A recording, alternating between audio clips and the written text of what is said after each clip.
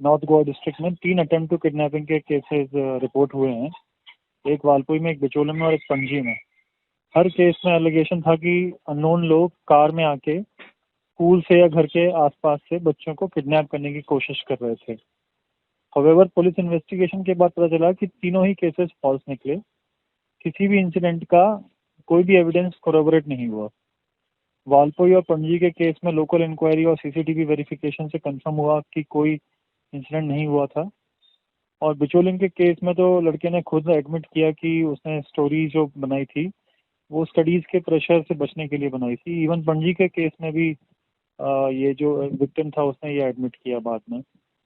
तो गोवा पुलिस इसमें सभी पेरेंट्स और गार्डियन से अपील करती है कि वो र्यूमर्स पर विश्वास ना करें और बच्चों को कामली काउंसिल करें। कई बार बच्चे स्ट्रेस या एकेडमिक प्रेशर की वजह से ऐसी स्टोरीज बनाते हैं। तो उस समय ऐसा मीडिया में दिखाया गया था कि काफ़ी बच्चे ने बहादुरी का काम किया। उसने अटेम्प्ट, जो किडनैपिंग का अटेम्प्ट था वो फॉइल किया जी। और उसको हाथ पे काट के जो अक्यूज था उसको ले जाने की कोशिश करा था।